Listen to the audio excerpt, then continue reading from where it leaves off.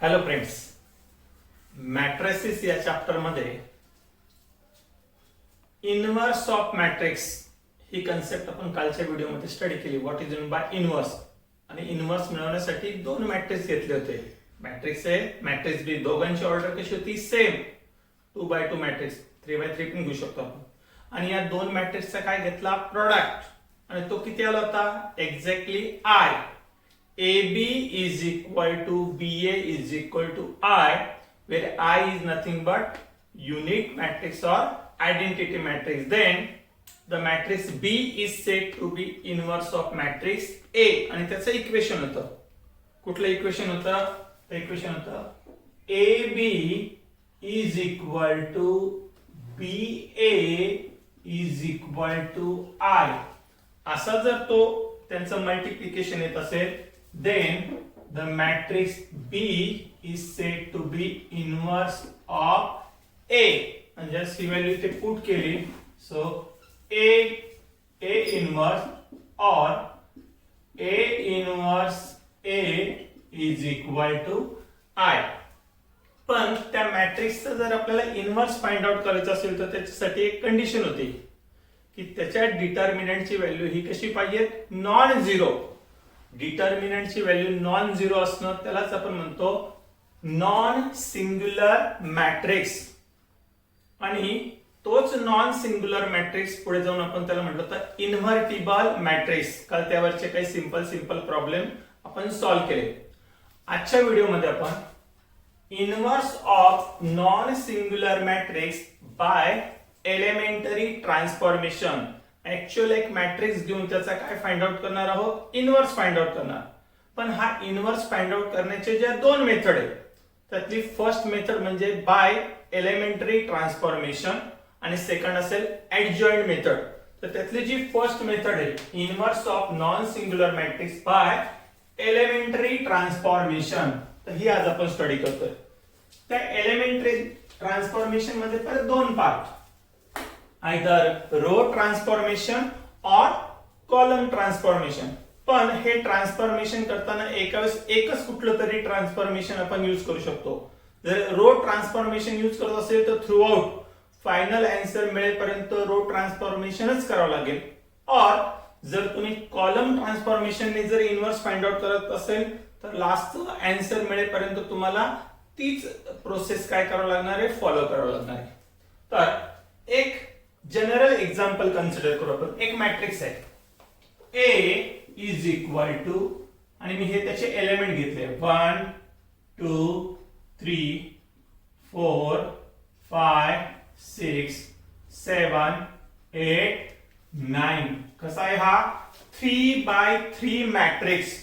और तोच matrix in general या फॉर्मेट मध्ये लिहिला जातो A11 A12 A13 A21 A22 A23 A31 A32 A33.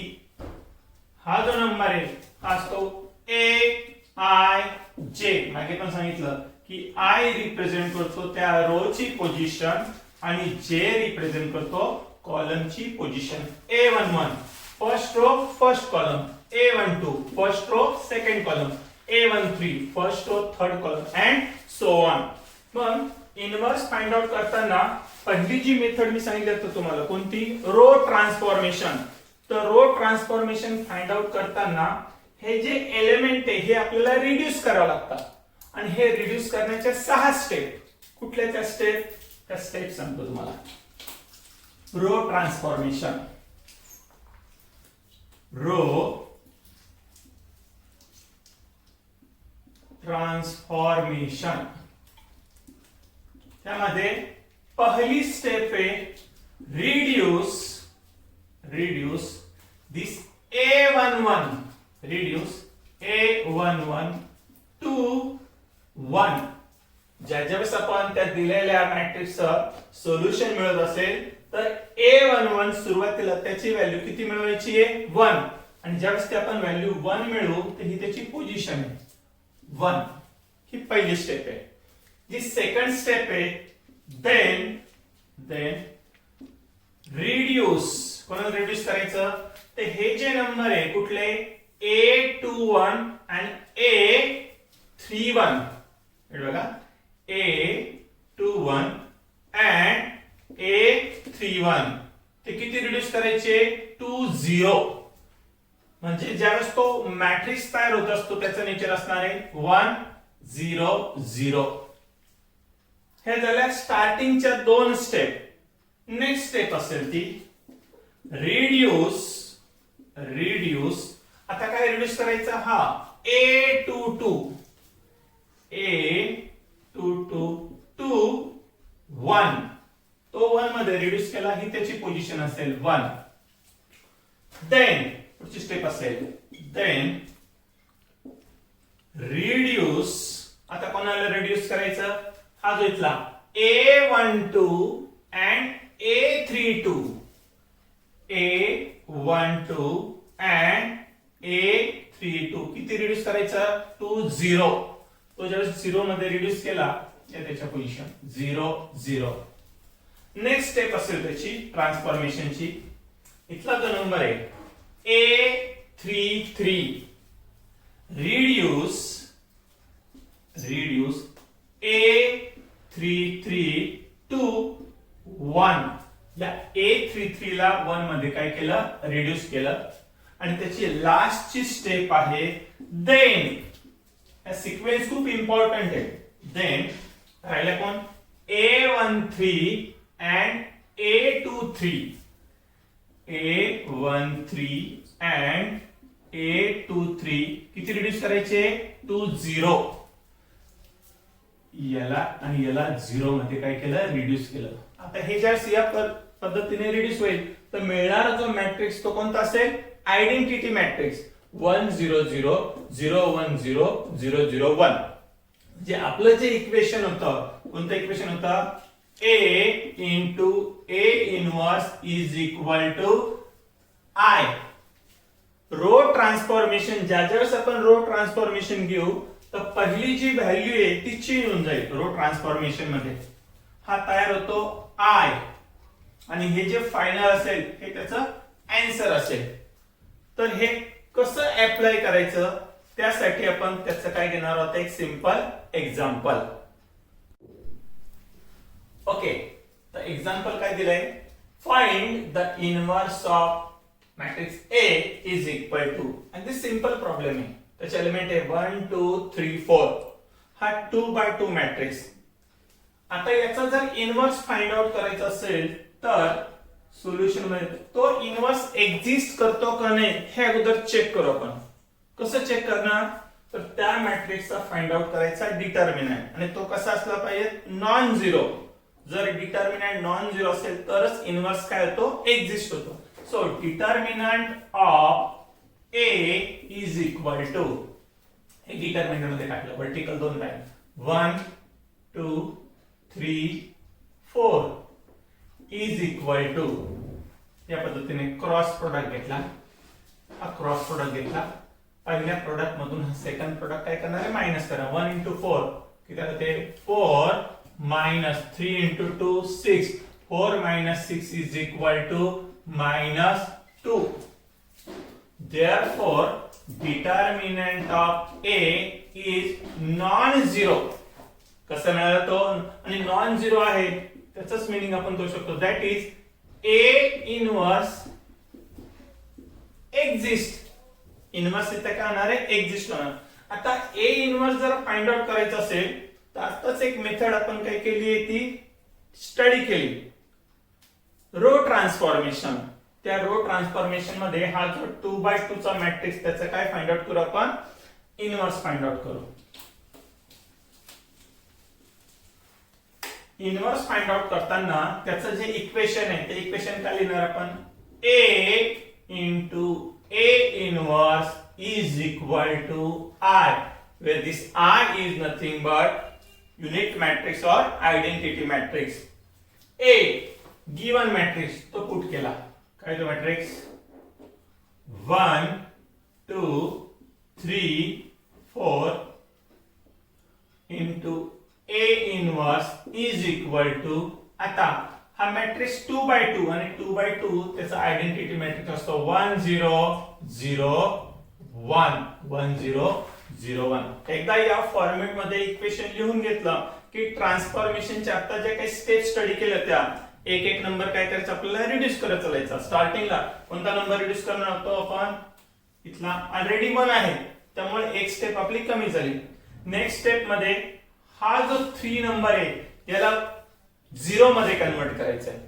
मग कसं करणार 0 मध्ये कन्वर्ट, आपल्याला फक्त रो ट्रान्सफॉर्मेशन यूज करायचं. असं विचार करा की हे एक इक्वेशन आहे, हे पण एक इक्वेशन आहे.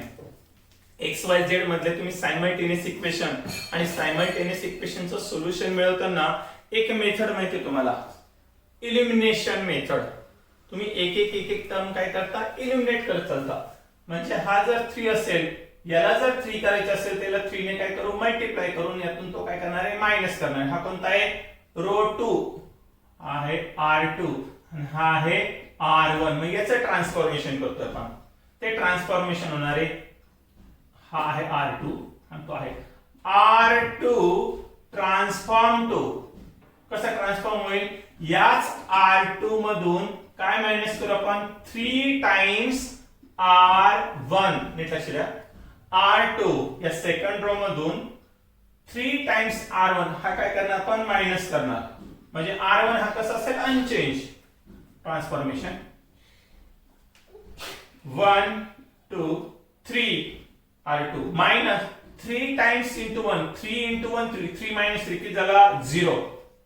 आता हा 4 minus 3 times R1, 4 minus 3 into 2 6, 4 minus 6 किती होतो तो, मायनस 2.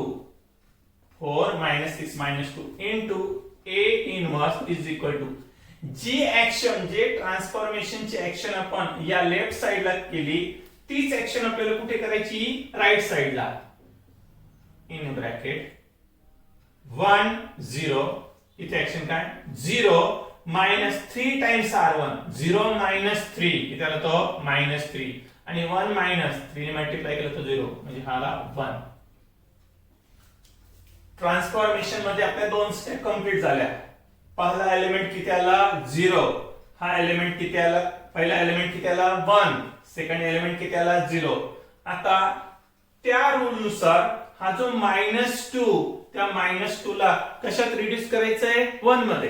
कसं करता येईल, एक स्टेप वाढून गेला, 2 ने जर डिवाइड केलं या रोला, 2 ने जर डिवाइड केलं तर -2 डिवाइड बाय 2 किती होणार, तो -1.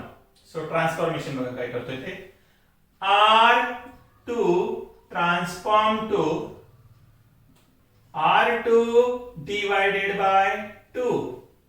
याला जर डिवाइड केलं 2 ने तर -2 डिवाइड बाय 2 किती होतो तो, -1. पण आपल्याला -1 नको, काय पाहिजे, आपल्याला 1 पाहिजे, म्हणून ते थ्रू आउट मायनस केलं. So R2 transform to minus R2 upon 2 हे ट्रान्सफॉर्मेशन. 1 2 0, 0 ला कशाने डिवाइड केलं तर काही फरक पडला नाही, 0 minus R2 2 upon 2 1 minus minus become plus, हा झाला 1. Okay, complete. Into A inverse is equal to, तीच ऍक्शन या साइडला, 1 मायनस, एक मिनिट लिहिता नाही ना त्याला, फक्त फर्स्ट रो लिहून घेऊ, 1 0 इथे -3 त्याला डिवाइड कशाने केला, 2 ने, म्हणजे तो झाला 3/2 आणि मायनस मायनस बिकम प्लस, हा झाला 3/2. 3/2 आणि याला 2 ने डिवाइड करायचं, साइन चेंज करायचं, -1 हाफ. आता ते जे रो ट्रान्सफॉर्मेशन मध्ये काय काय रिड्यूस केलं, हा 1 मध्ये रिड्यूस केला, हा 0 मध्ये रिड्यूस केला, हा 1 मध्ये रिड्यूस केला. आता हा जो 2 नंबर आहे याला काय करायचं, 0 मध्ये रिड्यूस करायचं. एकदा हा 0 मध्ये रिड्यूस झाला की आपल्याला त्याचं फायनलाइज करून कसं रिड्यूस करता येईल हा 0 मध्ये, तर हा जो सेकंड रो याचा जर आपण डबल केला तर हा होणार आहे 2.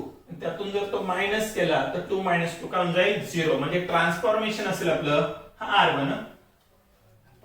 समजण्यासाठी इथे दाखवतोय, हा R1 आणि हा काय R2. आता हे R1 मध्ये ट्रान्सफॉर्मेशन करू, R1 transform to R1 minus 2 times R2. हे 2 टाइम्स आतून काय करू मायनस करू. जो सेकंड रो तो कसा असेल अनचेंज 0 1 इथे 1 मायनस कुठलाही नंबरने मल्टिप्लाय केला तर काही फरक पडणार नाही 1 as it is 2 minus 2 into 1 म्हणजे 2 मायनस 2 किती झाला तो 0 into A inverse is equal to. आता हे जे सबट्रॅक्शन आहे ना इथे मी शो करतो. सेकंड जो रो 3/2 आणि हा -1 हाफ.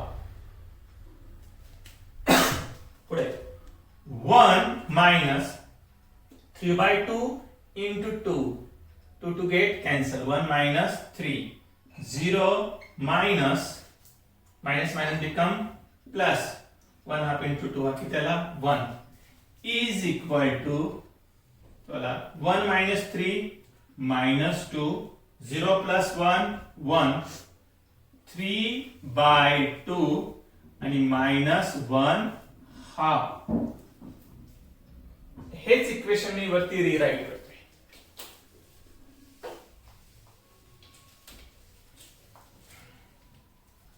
इक्वेशन काय 1 0 0 1 into A inverse is equal to -2 1 3/2 -1 half. आता ज्या वेळेस आपण ओरिजिनल मॅट्रिक्स रिड्यूस करत करत फायनली कोणत्या स्टेप पर्यंत आलो 1 0 0 1 म्हणजे हा काय मिळाला आपल्याला हा मिळाला I. हा काय असेल A इनवर्स आणि याला म्हटलं जातं B. So B is the inverse of original matrix. तर हे त्याचं काय असणार आहे solution. So inverse is equal to काय होतो -2 1 3/2 -1 हाफ. याच पद्धतीने नेक्स्ट व्हिडिओ मध्ये आपण जे 3/3 चा मॅट्रिक्स त्याचं रो ट्रान्सफॉर्मेशनने इनवर्स कसं फाइंड आउट करता ते स्टडी करू. थँक्यू.